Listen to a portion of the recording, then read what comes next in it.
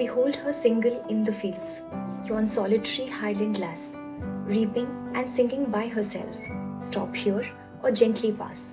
Alone she cuts and binds the grain, and sings a melancholy strain.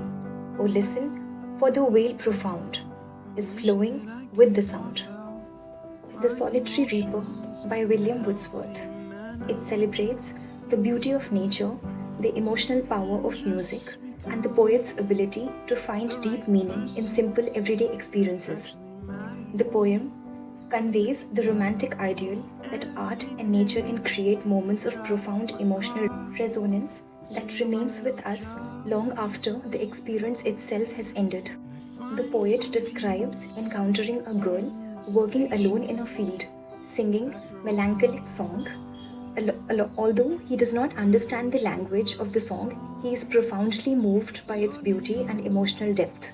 The poem explores themes of nature, imagination, memory, and the power of art to leave a lasting impression. The poet first sets the scene, urging the reader to stop and listen to the song of the solitary highland girl, whose voice fills the entire valley. He then compares her voice to the sweetest sounds in nature, such as the nightingale, that comforts weary travelers in the Arabian desert, and the cuckoo's call, echoing over the distant Hebrides island. These comparisons emphasize the extraordinary beauty of her song.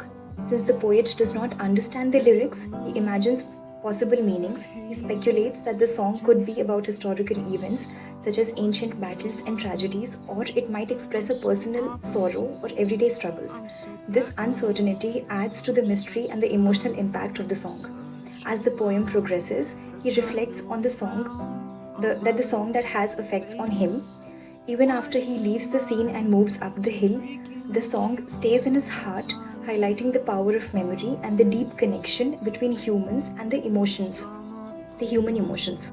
No nightingale did ever chaunt more welcome notes to weary bands of travelers in some shady haunt among Arabian sands.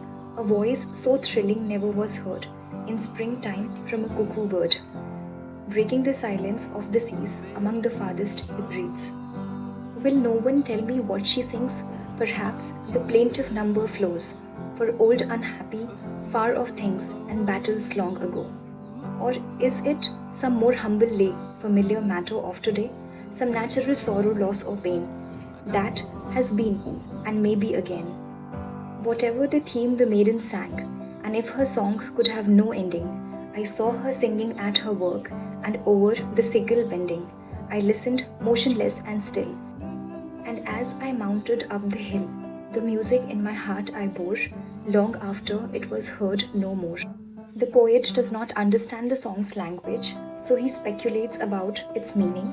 He wonders if the song is about historical tragedies or ancient battles, or perhaps it is a simple song about everyday struggles and personal grief. This certainly enhances the poet's theme of imagination and emotional depth. The poet realizes that the song's meaning is not as important as its emotional impact. The girl continues to sing, lost in her own world. He is so enchanted that he remains motionless, absorbing the beauty of the moment. Even after he leaves, the song stays in his heart, showing the lasting power of art and memory. Thus, the poem touches upon various themes such as the power of imagination, nature and emotion, memory and transience. Since the poet did not understand the lyrics, he interprets the song through his imagination. The poem reflects romantic ideals, highlighting the connection between human emotions and nature, and the poet moves on, but the song stays in his heart, emphasizing the lasting impact of art. The Solitary Reaper is a famous work of William Wordsworth, who is considered to have launched romantic movement in English literature in the year 1798. Through Lyrical Ballads, which is a collection of poems that emphasizes the beauty of nature, common life, and deep emotion. Today, he is regarded as the greatest English poet and a pioneer of Romanticism. His work continues to be studied and celebrated for his profound connection between nature, humanity, and emotion. The world is too much with us, late and soon, getting and spending. We lay waste our powers. Little we see in nature that is ours. We have given our hearts away a sordid boon, the sea that bears her bosom to the moon, the winds that will be howling at all hours, and are upgathered now like sleeping flowers. For this, for everything, we are out of tune. It moves us not, great God, I'd rather be a pagan, suckled in the creed outworn. William Wordsworth.